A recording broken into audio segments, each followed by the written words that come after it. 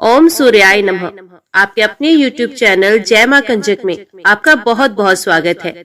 आज की वीडियो के माध्यम से हम रविवार सूर्य देव की कथा आपके सामने प्रस्तुत करने जा रहे हैं। उम्मीद करती हूँ कथा का पूरा फल लेने के लिए आप कथा को शुरू से लेकर अंत तक जरूर श्रवण करेंगे, क्योंकि कथा का पूरा फल हमें कथा को पूरा सुनने से ही मिलता है।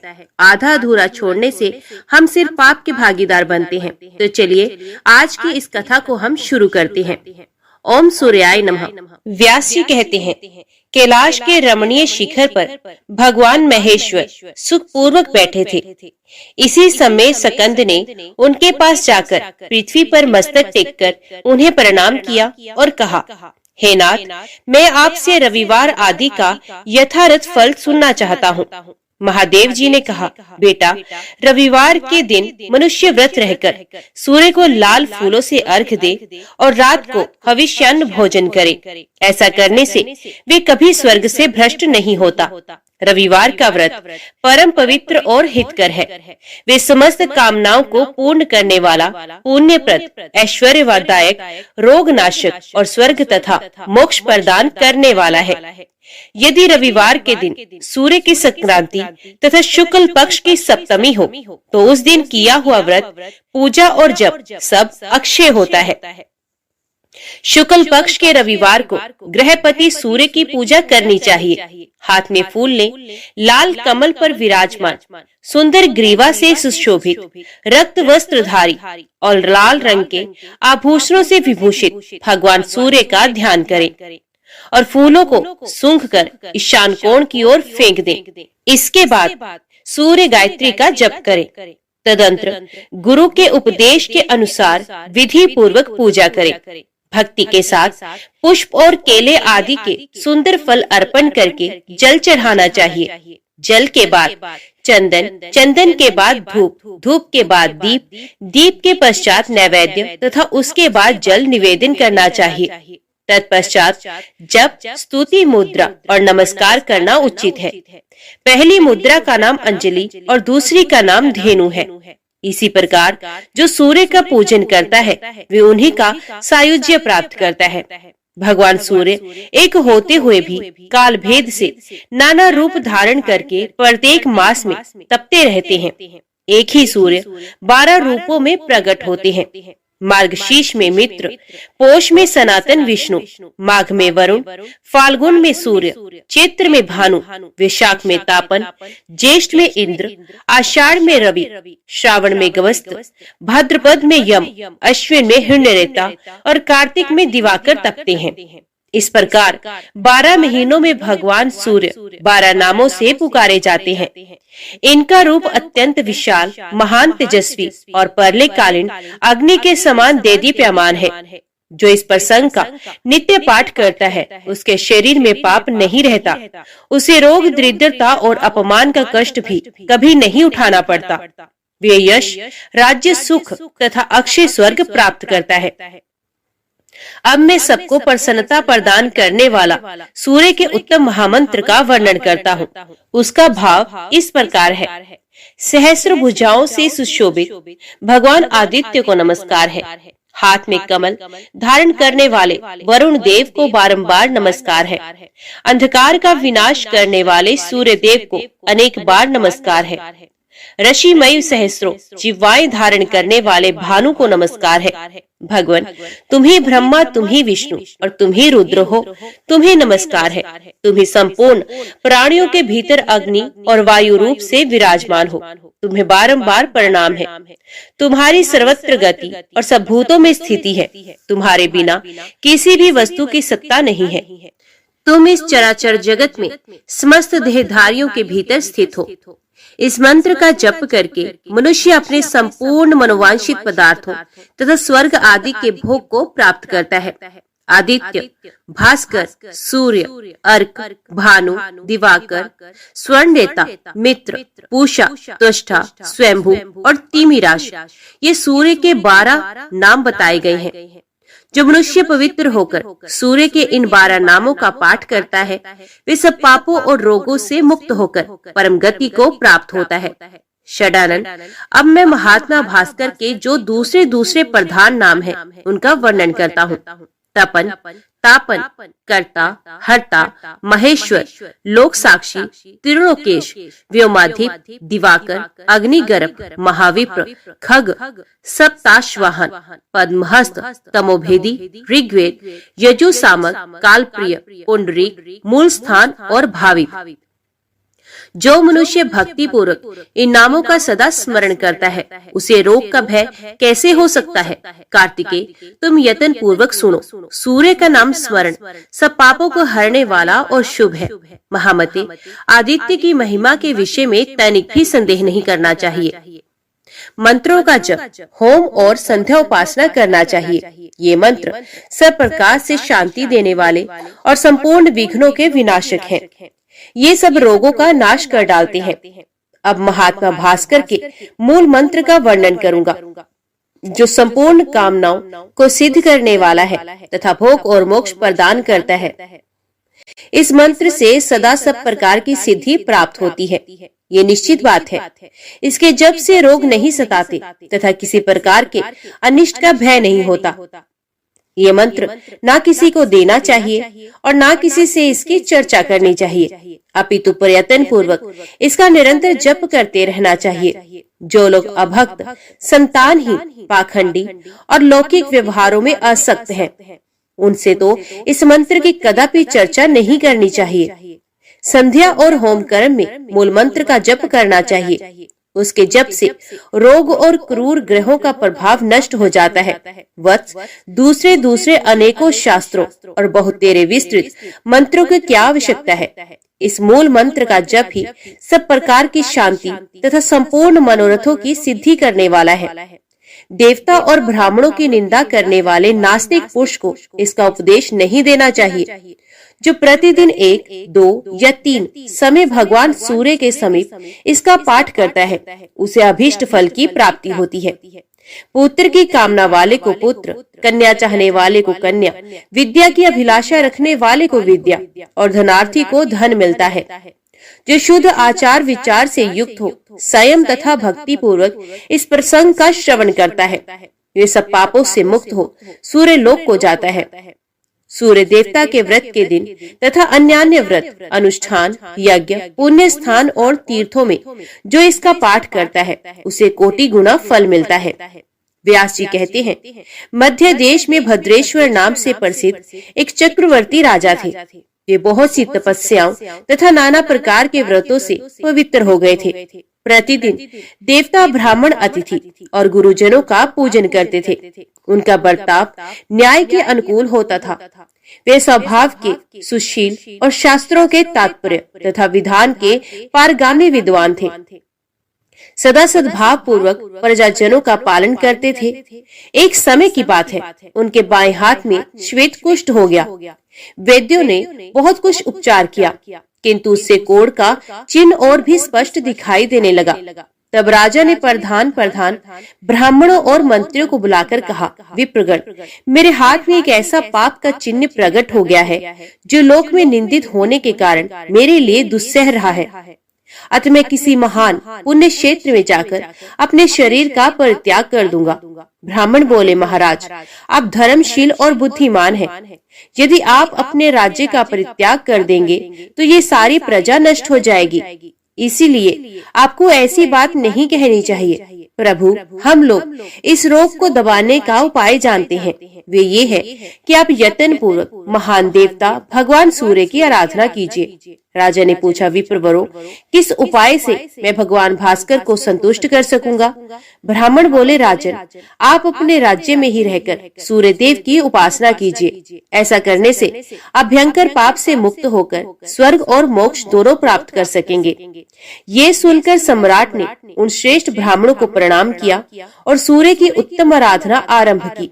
वे प्रतिदिन मंत्र पाठ, नैवेद्य, नाना प्रकार के फल, अर्घ्य, अक्ष, जप पुष्प, मदार के पत्ते, लाल चंदन, कुमकुम, सिंदूर, कदली पत्र तथा उसके मनोहर फल आदि के द्वारा भगवान सूर्य की पूजा करते थे।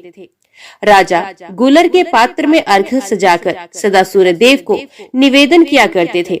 अर्घ्य देते समय वे मंत्री और पुरोहितों के साथ सदा सूर्य के सामने खड़े रहते थे। उनके साथ आचार्य, रानियां, अंतपुर में रहने वाले रक्षक तथा उनकी पत्नियां, दास वर्ग तथा अन्य लोग भी रहा करते थे।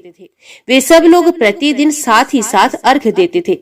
सूर्य देवता के अंगभूत जितने व्रत थे उनका भी उन्होंने एकाग्रचित होकर अनुष्ठान किया। क्रमश 1 वर्ष व्यतीत होने पर राजा का रोग दूर हो गया। इस प्रकार उस भयंकर रोग के नष्ट हो जाने पर राजा ने संपूर्ण जगत को अपने वश में करके सबके द्वारा प्रभात काल में सूर्य देवता का पूजन और व्रत करना आरंभ किया। सब लोग कभी हविष्यान्न खाकर और कभी निराहार रहकर सूर्य देवता का पूजन करते थे। इस प्रकार ब्राह्मण, क्षत्रिय और वैश्य इन 3 वर्गों के द्वारा पूजित होकर भगवान सूर्य बहुत संतुष्ट हुए और कृपा पूर्वक राजा के पास आकर बोले, राजन, तुम्हारे मन में जिस वस्तु की इच्छा हो उसे वरदान के रूप में मांग लो। सेवकों और पूर्ववासियों सहित तुम सब लोगों का हित करने के लिए मैं उपस्थित हूँ। राजा ने कहा, सबको नेत्रदान करने वाले भगवान, यदि आप मुझे अभीष्ट वरदान देना चाहते हैं तो ऐसी कृपा कीजिए कि हम सब लोग आपके पास रहकर ही सुखी हों। सूर्य बोले, राजन, तुम्हारे मंत्री, पुरोहित, ब्राह्मण, स्त्रियां तथा अन्य परिवार के लोग सभी शुद्ध होकर कल्प पर्यंत मेरे रमणीय धाम में निवास करे। व्यास जी कहते हैं, यूं कहकर संसार को नेत्र प्रदान करने वाले भगवान सूर्य वहीं अंतर ध्यान हो गए। तदंतर राजा भद्रेश्वर अपने पूर्ववासियों सहित दिव्य लोक में आनंद का अनुभव करने लगे। वहाँ जो कीड़े मकोड़े आदि थे वे भी अपने पुत्र आदि के साथ प्रसन्नता पूर्वक स्वर्ग को सिधारे। इसी प्रकार राजा, ब्राह्मण, कठोर व्रतों का पालन करने वाले मुनि तथा क्षत्रिय आदि अन्य वर्ण सूर्य देवता के धाम में गए। जो मनुष्य पवित्रता पूर्वक इस प्रसंग का पाठ करता है उसके सब पापों का नाश हो जाता है तथा वे रुद्र की भांति इस पृथ्वी पर पूजित होता है। जो मानव स्वयं पूर्व इसका श्रवण करता है उसे अभीष्ट फल की प्राप्ति होती है। इस अत्यंत गोपनीय रहस्य का भगवान सूर्य ने यमराज को उपदेश दिया था। भूमंडल पर तो व्यास के द्वारा ही इसका प्रचार हुआ है। ब्रह्मा जी कहते हैं, नारद, इस तरह नाना प्रकार के धर्मों का निर्णय सुनाकर भगवान व्यास शम्यप्राश में चले गए।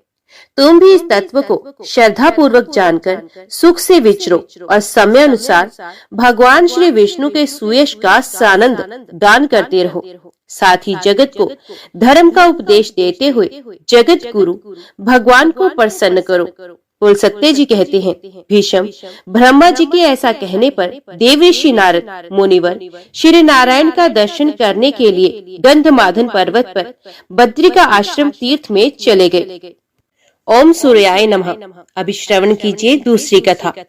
मार्कंडेय जी ने कहा, वत्स, प्रजापति ब्रह्मा जी को आदि बनाकर जिसकी प्रवृत्ति हुई है तथा जो संपूर्ण जगत का मूल कारण है, उस राजवंश का तथा उसमें प्रकट हुए राजाओं के चरित्रों का वर्णन सुनो। जिस वंश में मनु, इक्ष्वाकु, अनर्ण्य, भगीरथ तथा अन्य सैकड़ों राजा जिन्होंने पृथ्वी का पालन किया था उत्पन्न हुए थे, वे सभी धर्मज्ञ, यज्ञकर्ता, शूरवीर तथा परम तत्व के ज्ञाता थे। ऐसे वंश का वर्णन सुनकर मनुष्य समस्त पापों से छूट जाता है। पूर्व काल में प्रजापति ब्रह्मा ने नाना प्रकार की प्रजा को उत्पन्न करने की इच्छा लेकर दाहिने अंगूठे से दक्ष को उत्पन्न किया और बाएं अंगूठे से उनकी पत्नी को प्रकट किया। दक्ष की अदिति नाम की एक सुंदर कन्या उत्पन्न हुई, जिसके गर्भ से कश्यप ने भगवान सूर्य को जन्म दिया। क्रोष्टकी ने पूछा, भगवान, मैं भगवान सूर्य के यथार्थ स्वरूप का वर्णन सुनना चाहता हूँ। वे किस प्रकार कश्यप जी के पुत्र हुए, कश्यप और अदिति ने कैसी उनकी आराधना की, उनके यहाँ अवतीर्ण हुए भगवान सूर्य का कैसा प्रभाव है, ये सब बातें यथार्थ रूप से बताइए। मार्कंडेय जी ने कहा, ब्राह्मण, पहले ये संपूर्ण लोक प्रभा और प्रकाश से रहित था। चारों ओर घोर अंधकार घेरा डाले हुए था। उस समय परम कारण स्वरूप एक अविनाशी एवं बृहत अंड प्रकट हुआ।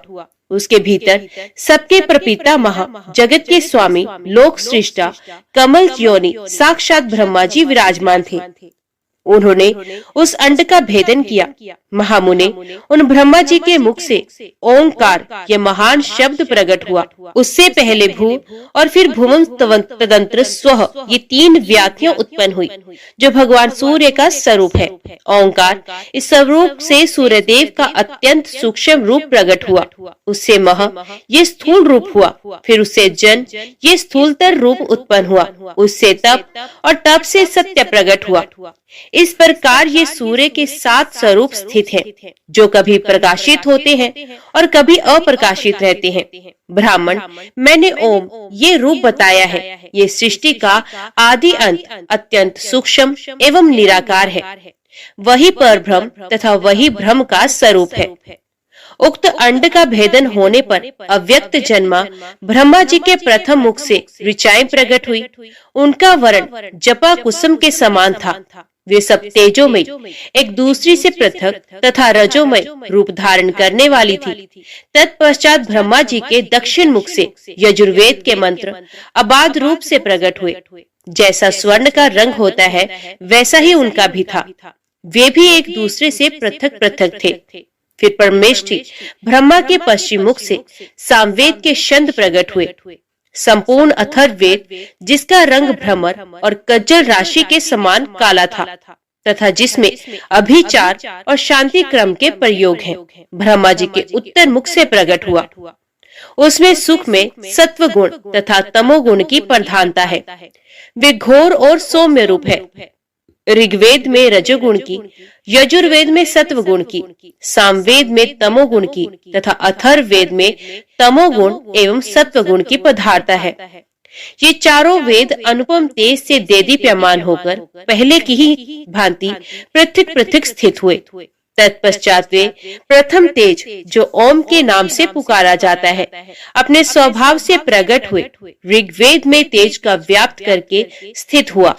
महामुने इसी प्रकार उस प्रणव रूप तेज ने यजुर्वेद एवं सामवेद में तेज को भी आवृत किया।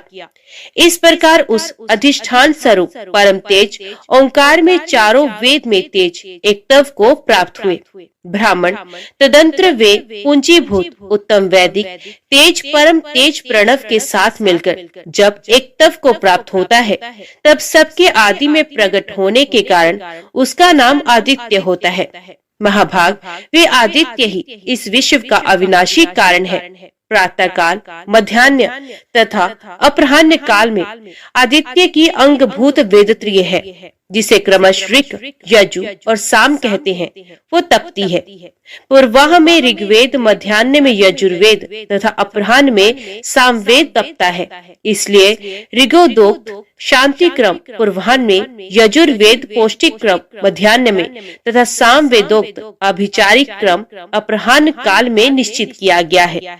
अभिचारिक क्रम मध्याह्न और अपराह्न दोनों कालों में किया जा सकता है, किंतु पितरों के श्राद्ध आदि काल अपराह्न काल में ही सामवेद के मंत्रों से करने चाहिए।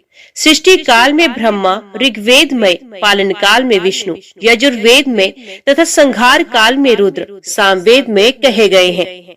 अतएव सामवेद की ध्वनि अपवित्र मानी गई है। इसी प्रकार भगवान सूर्य वेदात्मा, वेदों में स्थित वेद विद्या स्वरूप तथा परम पुरुष कहलाते हैं। वे सनातन देवता सूर्य ही रजोगुण और सत्व गुण आदि का आश्रय लेकर क्रमश सृष्टि, पालन और संहार के हेतु बनते हैं और इन क्रमों के अनुसार ब्रह्मा, विष्णु आदि नाम धारण करते हैं। वे देवताओं द्वारा सदा स्तवन करने योग्य हैं। वेद स्वरूप हैं। उनका कोई पृथक रूप नहीं है। वे सबके आदि हैं। संपूर्ण मनुष्य उन्हीं के स्वरूप हैं। विश्व की आधारभूता ज्योति भी वही है। उनके धर्म अथवा तत्व का ठीक ठीक ज्ञान नहीं होता। वे वेदांत गम्य, ब्रह्म एवं पर से भी पर हैं। तदंतर भगवान सूर्य के तेज से नीचे तथा ऊपर के सभी लोग संतप्त होने लगे। ये देखकर सृष्टि की इच्छा रखने वाले कमल योनि ब्रह्मा जी ने सोचा, सृष्टि पालन और संहार के कारणभूत भगवान सूर्य के सब ओर फैले हुए तेज से मेरी रची हुई सृष्टि भी नाश को प्राप्त हो जाएगी। जल ही समस्त प्राणियों का जीवन है, वे जल सूर्य के तेज से सूखा जा रहा है। जल के बिना इस विश्व की सृष्टि हो ही नहीं सकती। ऐसा विचार कर लोक पिता वहां भगवान ब्रह्मा ने एकाग्रचित होकर भगवान सूर्य की स्तुति आरंभ की। ब्रह्मा जी बोले, ये सब कुछ जिनका स्वरूप है, जो सर्व में है, संपूर्ण विश्व जिनका शरीर है, जो परम ज्योति स्वरूप है, तथा योगी जन जिनका ध्यान करते हैं, उन भगवान सूर्य को मैं नमस्कार करता हूँ, जो ऋग्वेद में है, यजुर्वेद के अधिष्ठान है, सामदेव की योनि है, जिनकी शक्ति का चिंतन नहीं हो सकता, जो स्थूल रूप में 3 वेदमय है और सूक्ष्म रूप में प्रणव की अर्धमात्रा है, तथा जो गुणों से परे एवं पर ब्रह्म स्वरूप है, उन भगवान सूर्य को मेरा नमस्कार है। भगवान, आप सबके कारण परम ज्ञेय, आदि पुरुष, परम ज्योति, ज्ञानातीत स्वरूप, देवता रूप से स्थूल तथा पर से भी परे और सबके आदि एवं प्रभा का विस्तार करने वाले हैं। मैं आपको नमस्कार करता हूँ। आपकी जो आदर्श शक्ति है, उसकी प्रेरणा से मैं जल, पृथ्वी, अग्नि, वायु, उनके देवता तथा प्रणव आदि से युक्त समस्त सृष्टि की रचना करता हूँ। इसी प्रकार पालन और संहार भी मैं उस आदिश शक्ति की प्रेरणा से ही करता हूँ, अपनी इच्छा से नहीं। भगवान, आप ही अग्नि स्वरूप हैं। आप जब जल सोख लेते हैं, तब मैं पृथ्वी तथा जगत की सृष्टि करता हूँ। आप ही सर्वव्यापी एवं आकाश स्वरूप हैं, तथा आप ही इस 5 भौतिक जगत का पूर्ण रूप से पालन करते हैं। सूर्य देव परमात्म तत्व के ज्ञाता, विद्वान पुरुष, सर्वयज्ञ में विष्णु स्वरूप आपका ही यज्ञ द्वारा यजन करते हैं, तथा अपनी मुक्ति की इच्छा रखने वाले जितेंद्रिय यति आप सर्वेश्वर परमात्मा का ही ध्यान करते हैं। देव स्वरूप आपको नमस्कार है। यज्ञ रूप आपको प्रणाम है। योग्यों के ध्येय पर ब्रह्म स्वरूप आपको नमस्कार है। प्रभु, मैं सृष्टि करने के लिए उदित हूँ और आपका ये तेज पुंज सृष्टि का विनाशक हो रहा है, अतः अपने इस तेज को समेट लीजिए। मार्कंडेय जी कहते हैं, सृष्टिकर्ता ब्रह्मा जी के इस प्रकार स्तुति करने पर भगवान सूर्य ने अपने महान तेज को समेट कर स्वल्प तेज को ही धारण किया। तब ब्रह्मा जी ने पूर्व कल्पांतरों के अनुसार जगत की सृष्टि आरंभ की। महामुने ब्रह्मा जी ने पहले की ही भांति देवताओं, असुरों, मनुष्यों, पशु पक्षियों, वृक्ष लताओं तथा नर्क आदि की भी सृष्टि की। मार्कंडेय जी कहते हैं, मुने, इस जगत की सृष्टि करके ब्रह्मा जी ने पूर्व कल्पों के अनुसार वर्ण, आश्रम, समुद्र, पर्वत और द्वीपों का विभाग किया। देवता, दैत्य तथा सर्प आदि के रूप और स्थान भी पहले की ही भांति बनाए। ब्रह्मा जी के मरीचि नाम से विख्यात जो पुत्र थे, उनके पुत्र कश्यप हुए। उनकी 13 पत्नियां हुई। वे सबकी सब प्रजापति दक्ष की कन्याएं थी। उनसे देवता, दैत्य और नाग आदि बहुत से पुत्र उत्पन्न हुए। आदिति ने त्रिभुवन के स्वामी देवताओं को जन्म दिया। दिति ने दैत्यों को तथा दरु ने महाप्रकर्मी एवं भयानक दानवों को उत्पन्न किया। विंता से गरुड़ और अरुण 2 पुत्र हुए। खसा के पुत्र यक्ष और राक्षस हुए। कद्रु ने नागों को और मुनि ने गंधर्वों को जन्म दिया। क्रोधा से कुलियाएं तथा अरिष्टा से अप्सराएं उत्पन्न हुई। ईरा ने एरावत आदि हाथियों को उत्पन्न किया। ताम्रा के गर्भ से श्येनी आदि कन्याएं उत्पन्न हुई। उन्हीं के पुत्र श्येन, भास और शुक आदि पक्षी हुए। ईला से वृक्ष तथा प्रधा से जल जंतु उत्पन्न हुए। कश्यप मुनि के अदिति के गर्भ से जो संतानें हुई, उनके पुत्र पौत्र, दोहित्र तथा उनके भी पुत्रों आदि से ये सारा संसार व्याप्त है। कश्यप के पुत्रों में देवता प्रधान है। इनमें कुछ तो सात्विक हैं, कुछ राजस हैं, तो कुछ तामस हैं। ब्रह्मवेत्ताओं में श्रेष्ठ परम श्रेष्ठ प्रजापति ब्रह्मा जी ने देवताओं को यज्ञ भाग का भोक्ता तथा त्रिभुवन का स्वामी बनाया, परंतु उनके सौतेले भाई दैत्यों, दानवों और राक्षसों ने एक साथ मिलकर उन्हें कष्ट पहुंचाना आरंभ कर दिया। इस कारण 1000 दिव्य वर्षों तक उनमें बड़ा भयंकर युद्ध हुआ। अंत में देवता पराजित हुए और बलवान दैत्यों तथा दानवों को विजय प्राप्त हुई। अपने पुत्रों को दैत्यों और दानवों के द्वारा पराजित एवं त्रिभुवन के राज्याधिकार से वंचित तथा उनका यज्ञ भाग छिन गया देख माता अदिति अत्यंत शोक से पीड़ित हो गई। उन्होंने भगवान सूर्य की आराधना के लिए महान यत्न आरंभ किया। वे नियमित आहार करती हुई कठोर नियमों का पालन और आकाश में स्थित तेजो राशि भगवान सूर्य का स्तवन करने लगी। अदिति बोली, भगवान, आप अत्यंत सूक्ष्म सुनहरी आभा से युक्त दिव्य शरीर धारण करते हैं। आपको नमस्कार है। आप तेज स्वरूप, तेजस्वियों के ईश्वर, तेज के आधार एवं सनातन पुरुष हैं। आपको प्रणाम है। गोपते, आप जगत को उपकार करने के लिए जब अपनी किरणों से पृथ्वी का जल ग्रहण करते हैं, उस समय आपका जो तीव्र रूप प्रकट होता है उसे मैं नमस्कार करती हूँ। 8 महीनों तक सौम्य रस को ग्रहण करने के लिए आप जो अत्यंत तीव्र रूप धारण करते हैं उसे मैं प्रणाम करती हूँ। भास्कर, उसी संपूर्ण रस को बरसाने के लिए जब आप छोड़ने को उद्यत होते हैं, उस समय आपका जो तृप्ति कारक मेघ रूप प्रकट होता है उसको मेरा नमस्कार है। इस प्रकार जल की वर्षा से उत्पन्न हुए सब प्रकार के अन्नों को पकाने के लिए आप जो भास्कर रूप धारण करते हैं उसे मैं प्रणाम करती हूँ। तरणे, जड़हन धान की वृद्धि के लिए जो आप पाला गिराने आदि के कारण अत्यंत शीतल रूप धारण करते हैं उसको मेरा नमस्कार है। सूर्य देव, वसंत ऋतु में जो आपका सौम्य रूप प्रकट होता है, जिसमें ना अधिक गर्मी होती है ना अधिक सर्दी, उसे मेरा बारंबार नमस्कार है। जो संपूर्ण देवताओं तथा पितरों को तृप्त करने वाला और अनाज को पकाने वाला है, आपके उस रूप को नमस्कार है। जो रूप लताओं और वृक्षों का एकमात्र जीवन दाता तथा अमृतमय है, जिससे देवता और पितृ पान करते हैं, आपके उस सोम रूप को नमस्कार है। आपका ये विश्व में स्वरूप ताप एवं तृप्ति प्रदान करने वाले अग्नि और सोम के द्वारा व्याप्त है। आपको नमस्कार है। विभावसु, आपका जो रूप ऋक, यजु और साम में तेजों की एकता से इस विश्व को तपाता है तथा जो वेद के स्वरूप है उसको मेरा नमस्कार है। तथा जो उससे भी उत्कृष्ट रूप है जिसे ओंकार कहकर पुकारा जाता है, जो अस्थूल, अनंत और निर्मल है, उस सद्मात्मा को नमस्कार है। इस प्रकार देवी अदिति नियम पूर्वक रहकर दिन रात सूर्य देव की स्तुति करने लगी।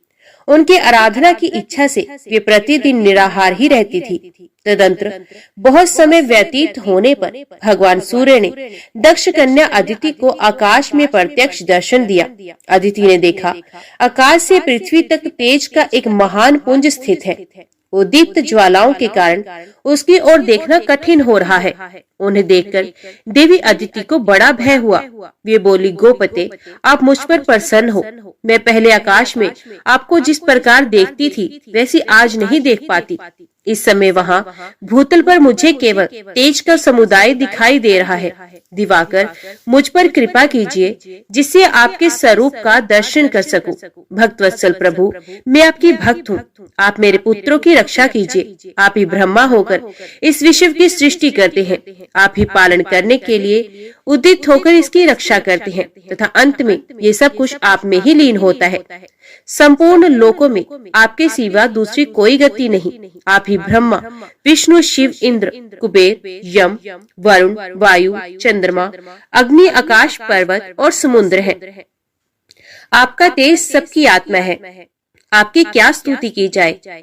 यज्ञेश्वर प्रतिदिन अपने क्रम में लगे हुए ब्राह्मण भांति भांति के पदों से आपकी स्तुति करते हुए यजन करते हैं। जिन्होंने अपने चित्त को वश में कर लिया, वे योग निष्ठ पुरुष योग मार्ग से आपका ही ध्यान करते हुए परम पद को प्राप्त होते हैं। आप विश्व को ताप देते, उसे पकाते, उसकी रक्षा करते हैं, उसे भस्म कर डालते हैं और फिर आप ही जल गर्भित शीतल किरणों द्वारा इस विश्व को प्रकट करते और आनंद देते हैं। कमल योनि ब्रह्मा के रूप में आप ही सृष्टि करते हैं।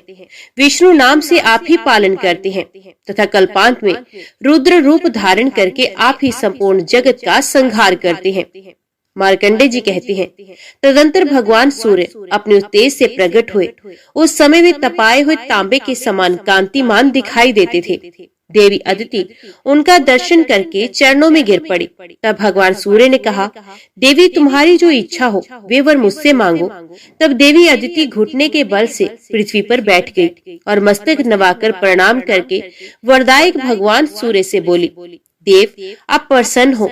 अधिक बलवान दैत्यों और दानवों ने मेरे पुत्रों के हाथ से त्रिभुवन का राज्य और यज्ञ भाग छीन लिए हैं। गोपते उन्हें प्राप्त कराने के निमित्त आप मुझ पर कृपा करें। आप अपने अंश से देवताओं के बंधु होकर उनके शत्रुओं का नाश करें।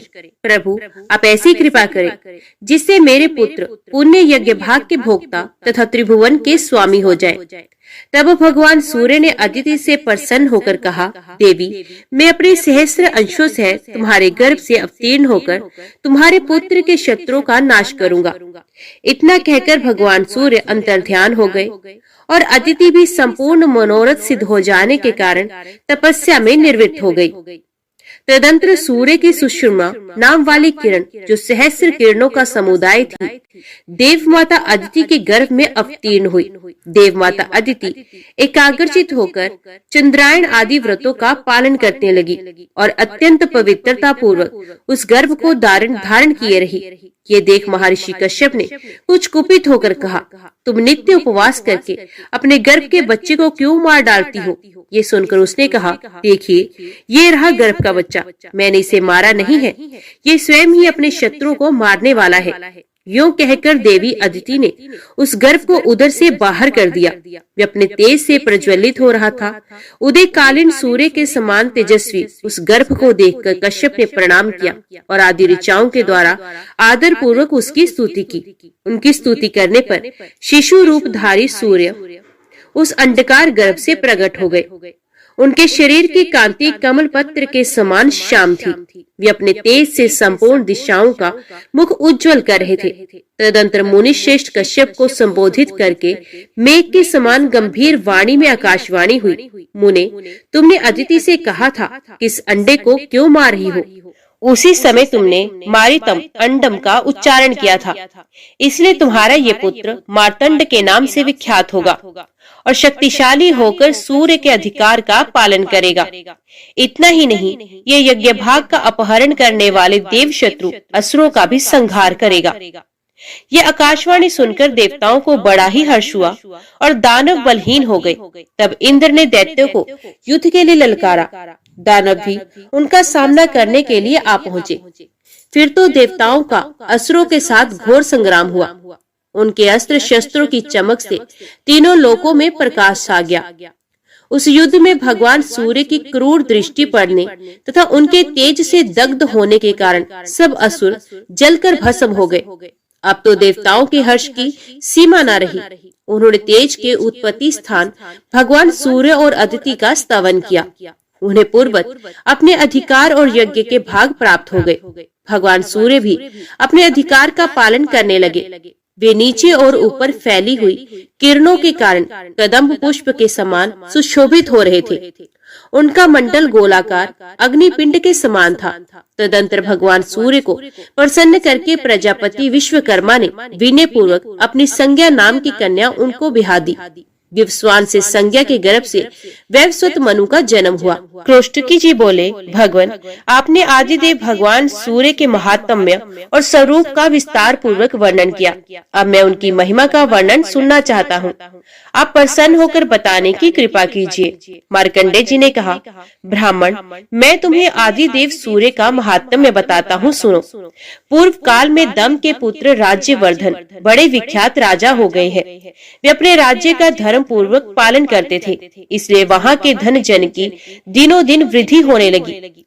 उस राजा के शासन काल में समस्त राष्ट्र तथा नगरों और गांव के लोग अत्यंत स्वस्थ एवं प्रसन्न रहते थे।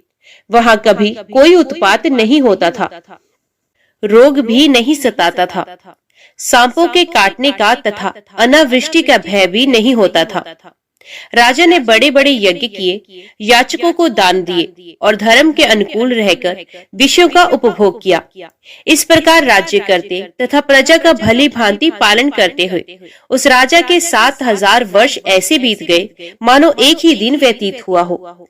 दक्षिण देश के राजा विदुर की पुत्री मानिनी राज्यवर्धन की पत्नी थी। एक दिन वे सुंदरी राजा के मस्तक में तेल लगा रही थी। उस समय वे राज परिवार के देखते देखते आंसू बहाने लगी।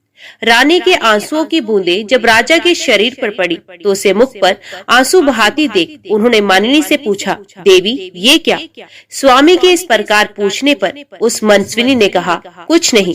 जब राजा ने बार बार पूछा तब उस सुंदरी ने राजा की केश राशि में एक पका बाल दिखाया और कहा, राजन ये देखिए, क्या ये मुझ अभागिनी के लिए खेद का विषय नहीं है? ये सुनकर राजा हंसने लगे। उन्होंने वहां एकत्रित हुए समस्त राजाओं के सामने अपनी पत्नी से हंसकर कहा, शुभे, शोक की क्या बात है? तुम्हें रोना नहीं चाहिए। जन्म, वृद्धि और परिणाम आदि विकार सभी जीवधारियों के होते हैं। मैंने तो समस्त वेदों का अध्ययन किया और हजारों यज्ञ किए, ब्राह्मणों को दान दिया और मेरे कई पुत्र भी हुए। अन्य मनुष्यों के लिए जो अत्यंत दुर्लभ है, ऐसे उत्तम भोग भी मैंने तुम्हारे साथ भोग लिए। पृथ्वी का भली भांति पालन किया और युद्ध में भली भांति अपने धर्म को निभाया। भद्रे, और कौन सा ऐसा शुभ कर्म है जो मैंने नहीं किया? फिर इन पके बालों से तुम क्यों डरती हो? शुभे, मेरे बाल पक जाए, शरीर में झुर्रियां पड़ जाए तथा ये देह भी शिथिल हो जाए, कोई चिंता नहीं। मैं अपने कर्तव्य का पालन कर चुका हूँ। कल्याणी, तुमने मेरे मस्तक पर जो पका बाल दिखाया है, अब वनवास लेकर उसकी भी दवा करता हूँ। पहले बाल्यावस्था और कुमार अवस्था में तत्कालोचित कार्य किया जाता है, फिर युवावस्था में यौवनोचित कार्य किए जाते हैं तथा बुढ़ापे में वन का आश्रय लेना उचित है। मेरे पूर्वजों तथा उनके भी पूर्वजों ने ऐसा ही किया है, अतः मैं तुम्हारे आंसू बहाने का कोई कारण नहीं देखता। पके बाल का दिखाई देना तो मेरे लिए महान अभय उदय का कारण है। महाराज की ये बात सुनकर वहां उपस्थित हुए अन्य राजा, पूर्ववासी तथा पार्श्ववर्ती मनुष्य उनसे शांति पूर्वक बोले, राजन, आपकी इन महारानी को रोने की आवश्यकता नहीं। रोना तो हम लोगों को अथवा समस्त प्राणियों को चाहिए, क्योंकि आप हमें छोड़कर वनवास लेने की बात मुंह से निकाल रहे हैं। महाराज, आपने हमारा लालन पालन किया है। आपके चले जाने की बात सुनकर हमारे प्राण निकले जाते हैं। आपने 7,000 वर्षों तक इस पृथ्वी का पालन किया है। अब आप वन में रहकर जो तपस्या करेंगे, वे इस पृथ्वी पालन जनित पुण्य की 16वीं कला के बराबर भी नहीं हो सकती। राजा ने कहा, मैंने 7,000 वर्षों तक इस पृथ्वी का पालन किया। अब मेरे लिए ये वनवास का समय आ गया है। मेरे कई पुत्र हो गए। मेरी संतानों को देखकर थोड़े ही दिनों में यमराज मुझे यहाँ रहने नहीं देगा। नागरिकों, मेरे मस्तक पर जो ये सफेद बाल दिखाई देता है, इसे अत्यंत भयानक कर्म करने वाली मृत्यु का दूत समझो। अतः मैं राज्य पर अपने पुत्र का अभिषेक करके सब भोगों को त्याग दूंगा और वन में रहकर तपस्या करूंगा। जब तक यमराज के सैनिक नहीं आते तभी तक ये सब कुछ मुझे कर लेना है। तदंतर वन में जाने की इच्छा से महाराज ने ज्योतिषियों को बुलाया और पुत्र के राज्य अभिषेक के लिए शुभ दिन एवं लगन पूछे। राजा की बात सुनकर वे शास्त्रदर्शी ज्योतिषी व्याकुल हो गए। उन्हें दिन, लगन और होरा आदि का ठीक ज्ञान ना हो सका। तदंतर अन्य नगर, अधीन राज्यों तथा उस नगर से भी बहुत से श्रेष्ठ ब्राह्मण आए और वन में जाने के लिए उत्सुक राजा राज्यवर्धन से मिले। उस समय उनका माथा कांप उठा और वे बोले, राजन, हम पर प्रसन्न होइए और पहले की भांति अब भी हमारा पालन कीजिए। आपके वन चल जाने पर समस्त जगत संकट में पड़ जाएगा, अतः आप ऐसा यत्न करें जिससे जगत को कष्ट न हो। इसके बाद मंत्रियों, सेवकों, वृद्ध नागरिकों और ब्राह्मणों ने मिलकर सलाह की, अब यहाँ क्या करना चाहिए। राजा राज्यवर्धन अत्यंत धार्मिक थे। उनके प्रति सब लोगों का अनुराग था।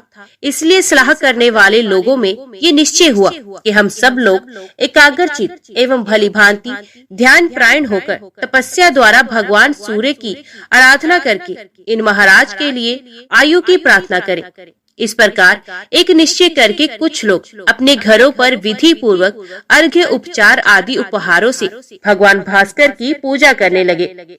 दूसरे लोग मौन रहकर ऋग्वेद, यजुर्वेद और सामवेद के जप से सूर्यदेव को संतुष्ट करने लगे। अन्य लोग निराहार रहकर नदी के तट पर निवास करते हुए तपस्या के द्वारा भगवान सूर्य की आराधना करने लगे। कुछ लोग अग्निहोत्र करते, कुछ दिन रात सूर्य सूक्त का पाठ करते और कुछ लोग सूर्य की ओर दृष्टि लगाकर खड़े रहते थे। सूर्य की आराधना के लिए इस प्रकार यत्न करने वाले उन लोगों के समीप आकर सुदामा नामक गंधर्व ने कहा, द्विजवरों, यदि आप लोगों को सूर्य देव की आराधना अभिष्ट है तो ऐसा कीजिए जिससे भगवान भास्कर प्रसन्न हो सके। आप लोग यहाँ से शीघ्र ही कामरूप पर्वत पर जाइए। वहाँ गुरु विशाल नामक वन है जिसमें सिद्ध पुरुष निवास करते हैं। वहाँ पर एकाग्रचित होकर आप लोग सूर्य की आराधना करें। वे परम हितकारी सिद्ध क्षेत्र है। वहाँ आप लोगों की सब कामनाएं पूर्ण होंगी। सुदामा की ये बात सुनकर वे समस्त द्विज गुरु विशाल वन में गए। वहाँ उन्होंने सूर्य देव का पवित्र एवं सुंदर मंदिर देखा। उस स्थान पर ब्राह्मण आदि तीनों वर्णों के लोग मिताहारी एवं एकाग्रचित होकर पुष्प, चंदन, धूप, गंध, जप, होम, अन्न और दीप आदि के द्वारा भगवान सूर्य की पूजा एवं स्तुति करने लगे। ब्राह्मण बोले, देवता, दानव, यक्ष, ग्रह और नक्षत्रों में भी जो सबसे अधिक तेजस्वी हैं, उन भगवान सूर्य की हम शरण लेते हैं। जो देवेश्वर भगवान सूर्य आकाश में स्थित होकर चारों ओर प्रकाश फैलाते तथा अपनी किरणों से पृथ्वी और आकाश को व्याप्त किए रहते हैं, उनकी हम शरण लेते हैं। आदित्य, भास्कर, भानु, सविता, दिवाकर, पूषा, अर्यमा, स्वर्ण भानु तथा दीप्त दिष्टि, ये जिनके नाम हैं, जो चारों युगों का अंत करने वाले कालग्नि हैं, जिनकी ओर देखना कठिन है, जिनकी परलय के अंत में भी गति है, जो योगीश्वर, अनंत, रक्त, पीत, सित और असित है, ऋषियों के अग्निहोत्रों तथा यज्ञ के देवताओं में जिनकी स्थिति है, जो अक्षर, परम भूत तथा मोक्ष के उत्तम द्वार है, जिनके उदय स्तमन रूप रथ में छंदों में अश्व जुते हुए हैं, तथा जो उस रथ पर बैठकर मेरुगिरी की प्रदक्षिणा करते हुए आकाश में विचरण करते हैं। अनरत और ऋत दोनों ही जिनके स्वरूप हैं, जो भिन्न भिन्न पुण्य तीर्थों के रूप में विराजमान है, एकमात्र जिन पर इस विश्व की रक्षा निर्भर है, जो कभी चिंतन में नहीं आ सकते, उन भगवान भास्कर की हम शरण लेते हैं। ब्रह्मा, शिव तथा विष्णु के जो रूप हैं, वे आपके ही हैं। जिनके 3 स्वरूप हैं, वे भगवान भास्कर हम पर प्रसन्न हो। जिन अजन्मा जगदीश्वर के अंग में ये संपूर्ण जगत स्थित है तथा जो जगत के जीवन है, वे भगवान सूर्य हम पर प्रसन्न हो। जिनका एक परम प्रकाशमान रूप ऐसा है जिसकी ओर प्रभा पुंज की अधिकता के कारण देखना भी कठिन हो जाता है, तथा जिनका दूसरा रूप चंद्रमा है जो अत्यंत सौम्य है, ये भगवान भास्कर हम पर प्रसन्न हो। इस प्रकार भक्ति पूर्वक स्तवन और पूजन करने वाले उन द्विजों पर 3 महीने में भगवान सूर्य प्रसन्न हुए और अपने मंडल से निकलकर उसी के समान कांति धारण किए वे नीचे उतरे और दूरदर्श होते हुए भी उन सबके समक्ष प्रकट हो गए। तब उन लोगों ने अजन्मा सूर्य देव के स्पष्ट रूप का दर्शन करके उन्हें भक्ति से विनीत होकर प्रणाम किया। उस समय उनके शरीर में रोमांच और कंप हो रहा था। वे बोले, सहस्त्र किरणों वाले सूर्य देव, आपको बारंबार नमस्कार है। आप सबके हेतु तथा संपूर्ण जगत के विजय केतु हैं। आप ही सबके रक्षक, सबके पूज्य, संपूर्ण यज्ञों के आधार तथा योग वेत्ताओं के ध्येय हैं। आप हम पर प्रसन्न हो। मार्कंडेय जी कहते हैं, तब भगवान सूर्य ने प्रसन्न होकर सब लोगों से कहा, द्विजगण, आपको जिस वस्तु की इच्छा हो वे मुझसे मांगे। ये सुनकर ब्राह्मण आदि वर्णों के लोगों ने उन्हें प्रणाम करके कहा, अंधकार का नाश करने वाले भगवान सूर्यदेव, यदि आप हमारी भक्ति से प्रसन्न हैं, तो हमारे राजा राज्यवर्धन निरोग, शत्रु विजय, सुंदर केशों से युक्त तथा स्थिर यौवन वाले होकर 10,000 वर्षों तक जीवित रहे। तथास्तु कहकर भगवान सूर्य अंतर ध्यान हो गए। वे सब लोग भी मनोवांछित वर पाकर प्रसन्नता पूर्वक महाराज के पास लौट आए। वहां उन्होंने सूर्य से वर पाने आदि की सब बातें यथावत कह सुनाई। ये सुनकर रानी मानिनी को बड़ा हर्ष हुआ, परंतु राजा बहुत देर तक चिंता में पड़े रहे। वे उन लोगों से कुछ न बोल सके। मानिनी का हृदय हर्ष से भरा हुआ था। वे बोली, महाराज, बड़े भाग्य से आयु की वृद्धि हुई है। आपका अभय उदय हो। राजन, इतने बड़े अभय उदय के समय आपको प्रसन्नता क्यों नहीं होती? 10,000 वर्षों तक आप निरोग रहेंगे, आपकी जवानी स्थिर रहेगी, फिर भी आपको खुशी क्यों नहीं होती? राजा बोले, कल्याणी, मेरा अभय उदय कैसे हुआ? तुम मेरा अभिनंदन क्यों करती हो? जब हजार हजार दुख प्राप्त हो रहे हैं, उस समय किसी को बधाई देना क्या उचित माना जाता है? मैं अकेला ही तो 10,000 वर्षों तक जीवित रहूंगा, मेरे साथ तुम तो नहीं रहोगी। क्या तुम्हारे मरने पर मुझे दुख नहीं होगा? पुत्र पौत्र परपौत्र इष्ट बंधु बांधव भक्त सेवक तथा मित्र वर्ग, वे सब मेरी आंखों के सामने मरेंगे। उस समय मुझे अपार दुख का सामना करना पड़ेगा। जिन लोगों ने अत्यंत दुर्बल होकर शरीर की नाड़ियां सुखा कर मेरे लिए तपस्या की, वे सब तो मरेंगे और मैं भोग भोगते हुए जीवित रहूंगा। ऐसी दशा में क्या मैं धिक्कार देने योग्य नहीं हूँ? सुंदरी, इस प्रकार मुझ पर आपत्ति आ गई, मेरा अभ्युदय नहीं हुआ। क्या तुम इस बात को नहीं समझती? फिर क्यों मेरा अभिनंदन कर रही हो? मानिनी बोली, महाराज, आप जो कहते हैं वे सब ठीक है। मैंने तथा पूर्ववासियों ने आपके प्रेमवश इस दोष की ओर देखा और नहीं देखा। नरनाथ, ऐसी अवस्था में क्या करना चाहिए, ये आप ही सोचे, क्योंकि भगवान सूर्य ने प्रसन्न होकर जो कुछ कहा है वे अन्यथा नहीं हो सकता। राजा ने कहा, देवी, पूर्ववासियों और सेवकों ने प्रेमवश मेरे साथ जो उपकार किया है उसका बदला चुकाए बिना मैं किस प्रकार भोग भोगूंगा? यदि भगवान सूर्य की ऐसी कृपा हो कि समस्त प्रजा भृत्य वर्ग, तुम, अपने पुत्र पौत्र परपौत्र और मित्र भी जीवित रह सके, तो मैं राज्य सिंहासन पर बैठकर प्रसन्नता पूर्वक भोगों का उपभोग कर सकूंगा। यदि वे ऐसी कृपा नहीं करेंगे तो मैं उसी कामरूप पर्वत पर निराहार रहकर तब तक तपस्या करूंगा जब तक कि इस जीवन का अंत न हो जाए। राजा के यूं कहने पर रानी मानिनी ने कहा, ऐसा ही हो। फिर वे भी महाराज के साथ कामरूप पर्वत पर चली गई। वहां पहुंचकर राजा ने पत्नी के साथ सूर्य मंदिर में जाकर सेवा प्रायण हो भगवान भानु की आराधना आरंभ की। दोनों दंपत्ति उपवास करते करते दुर्बल हो गए। सर्दी, गर्मी और वायु का कष्ट सहन करते हुए दोनों ने घोर तपस्या की। सूर्य की पूजा और भारी तपस्या करते करते जब 1 वर्ष से अधिक समय व्यतीत हो गया, तब भगवान भास्कर प्रसन्न हुए। उन्होंने राजा को समस्त सेवकों, पूर्ववासियों और पुत्रों आदि के लिए इच्छा अनुसार वरदान दिया।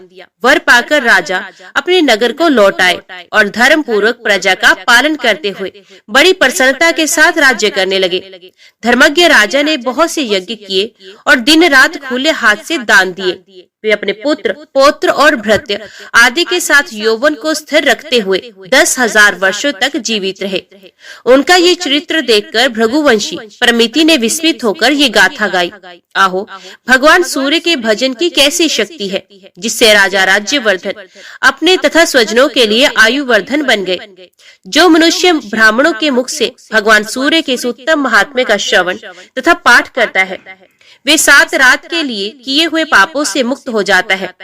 मुनि श्रेष्ठ, इस प्रसंग से सूर्यदेव के जो मंत्र आए हैं, उनमें से जो एक एक का भी यदि तीनों संध्याओं के समय जप किया जाए तो वे समस्त पातकों का नाश करने वाला होता है। सूर्य के जिस मंदिर में इस समूचे महात्म्य का पाठ किया जाता है, वहाँ भगवान सूर्य अपना सानिध्य नहीं छोड़ते।